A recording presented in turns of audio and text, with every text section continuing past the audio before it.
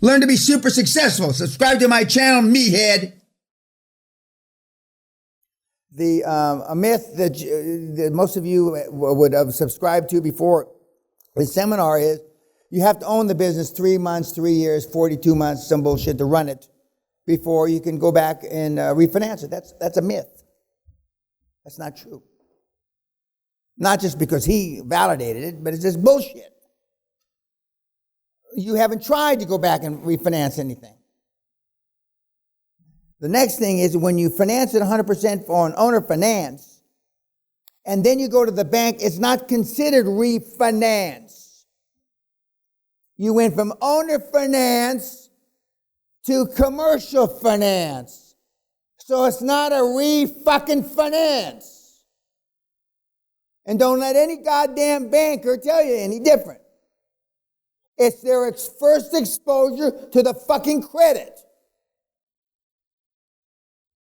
It's all the difference in the world.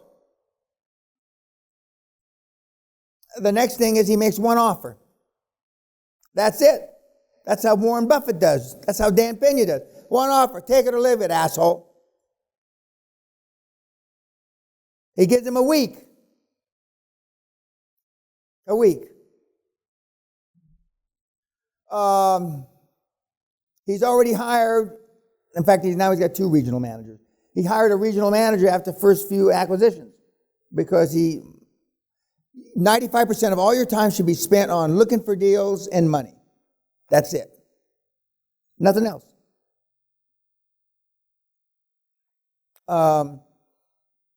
Okay, comments about the 7-foot Dutchman. Yes, sir. Focus on motivated seller. Well, no, guys. You're going to give me the doctors say that I can live to be 300, but I mean, you're going to give me a fucking heart attack.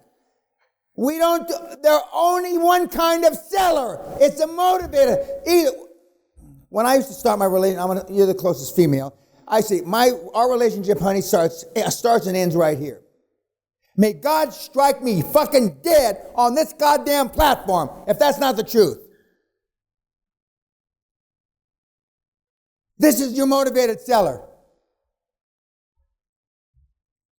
Even though most of you are needle-dick to bug fucker, especially Asians, got a 1 centimeter dick. See, some of you are already embarrassed for him, and I'm not even talking to you. Wait till I get on your ass. This is the real fucking world. Elon Musk's favorite word is fuck. He says it 3 or 4 times in the same fucking sentence. And you try not to say a bad word, right? Is Elon Musk the fairy tale wonder kid of the world right now? Yes. And he can't say a sentence without saying fuck 4 or 5 times in it. And we got you.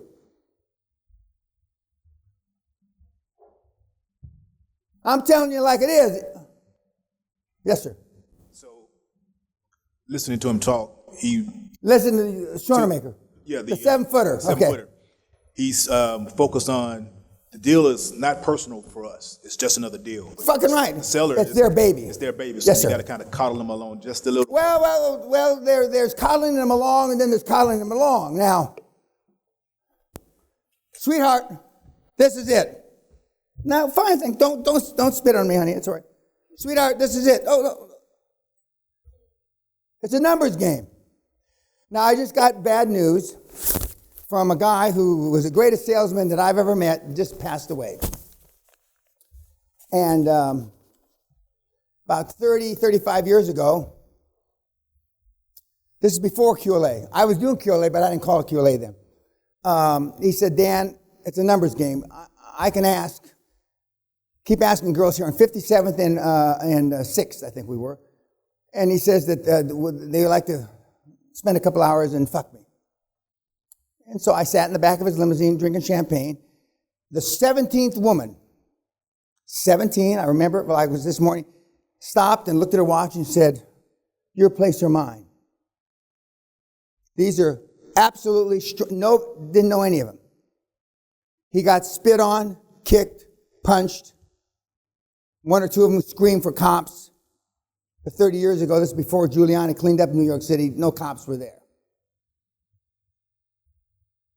It's nothing but a numbers game. Now, it's easier for girls. They don't have to go through 17. They can ask the first guy, do you want to fuck? And they'd say yes. But that's just the way human nature is now. But it's a numbers game. The only people we're talking to are motivated fucking sellers, nobody else. And the difference is you don't know a motivated seller from a turd. And you'll talk to anybody that will return your call.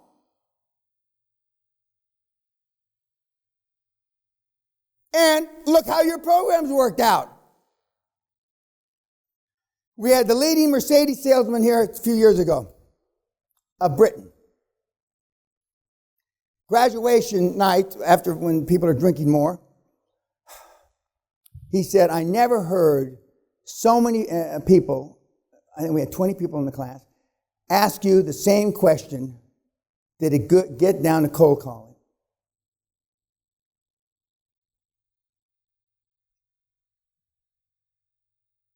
Because I'm only a salesman that has refined his sales skills till I sold nations. But I'm still a salesman. And you didn't go to school to be a fucking salesman, did you? Salesmen are on the low motherfucking end of the totem pole. Actually, the bottom totem pole is the best, for those of you that know anything about Indian folklore. It's the bottom asshole, the guy on the bottom of the totem pole, that's the highest ranking, but that's a whole other story. You didn't go to school. Your parents didn't educate you to be a filthy slut salesperson, did they? And we all know that, don't we? Your parents may have been in sales, and what do you call him? He's a structural engineer, blah, blah, blah, bullshit, because you're embarrassed to say he's a fucking used car salesman. Am I right? Yes. Well, unless you can make that fucking leap, you will fail at this. No matter what your education is, no matter what your fucking background, you're nothing but a goddamn dirtbag salesman with QLA. That's it. I can't make it any more fucking graphic than that. Some people can do it, some people can't. But I still remember that Mercedes guy. And when I told him I used to move 200 units a month, personally, me selling cars, he says, that's unheard of. Somebody set the expectations. How many cars do we get a month in this fucking rat hole? About 250. We got to move at least 200, Peña. That's all I heard. Got to move 200, Peña. Just hit that line, Peña. Just keep hitting that fucking line. And I moved 200 a month. You can't find a car salesman in the history of the motherfucking planet that sells 200 cars a month. Nowhere. I did. Just as I closed 94.6, because a couple of sales managers, old pervert that they were, set the expectations. A young boy like you, Peña, just like I set the expectations for Thomas. See how it works in the high-performance world? Normally, when you take on a new job, they give you, well, you've got 3 months to get your feet on the ground and 3 months, blah, blah, blah, to learn, right? You got 3 hours, asshole. I have fired people in the morning. They started at 8, I fired them by 11. You got 3 hours, shorty. That's it. I can smell death. I know whether you're going to make it in 3 minutes, let alone 3 hours. I have fired thousands of people. I've closed divisions down. Jack Welch, my hero, may he rest in peace, they used to call him Neutron Jack. Why? Because he fired everybody with a neutron bomb. He killed everybody with a neutron bomb, but neutron bombs didn't blow up buildings, didn't kill infrastructure. Neutron Jack.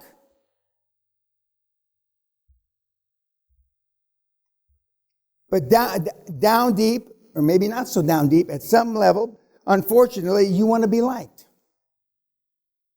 And the decision you have to make, and I said it last night, and I said it first thing this morning, whether you want to be liked or effective. I can see in your eyes, most of you rather be liked. It's only the first day. I'll flip a few more of you before the end of the week. But some of you in this room, I'm not going to ever flip. And down deep inside, you already know that. It's not for everybody. Liked or effective. It's your choice.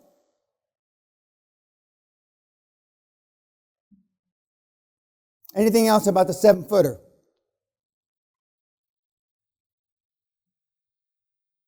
He was attracted to the QLA model like stink on shit.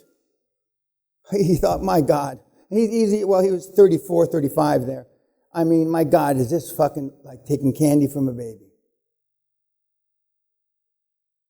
You can't say that now. Believe me, I get a lot of shit about candy from a baby. I told you already, and shooting fish in a barrel. But there's more people that think it's more ruthless to shoot fish in a barrel than take candy from a baby. It's an interesting commentary on the world today. I'm going to change it. Shoot cripples in a wheelchair. Or take it, I could probably think of something more horrific. Yes, sir. Question. Frank is a CEO, right? And he hires managing directors. I'm not a CEO. Can I hire both managing directors and CEOs? Most of you in this room should not be the CEO. There's one or two exceptions. Most of you shouldn't. And the reason why you want to be CEO is because you don't want to give the CEO 5 or 6 or 8%. That's the real reason you don't do it. And that's penny wise and pound foolish. Remember, it's not your money. It's not your fucking money. I'm not telling you to be, irresponsible about it, but it's not your fucking money. Right now, you got 100% or nothing. You follow the model, you're going to have roughly 2/3 of something. The first deal normally makes you a short millionaire. You won't be quite a millionaire because you're giving away 1/3 to the meatheads on your board. So then you're going to think, well, fuck, if I do this without the meatheads on my board, I can be a millionaire right away. And that's a tragic flaw in your thinking. Some of you got a few bucks. Not too many bucks. Not enough to buy cars like I have, but you got a few bucks. It took you your whole lives to accumulate that money, for those of you that have a few million, didn't it? Your whole fucking lives. I'd be embarrassed. I am embarrassed for you. I would just put 0 net worth down than some of the net worths you put down. 0 or nil. A couple of you did put nil.